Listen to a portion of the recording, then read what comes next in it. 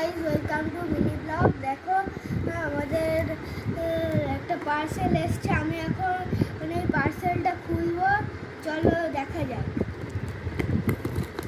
আমার বাবা পার্সেলটা খুলছে, কি আছে এর ভেতরে দেখবে বলে।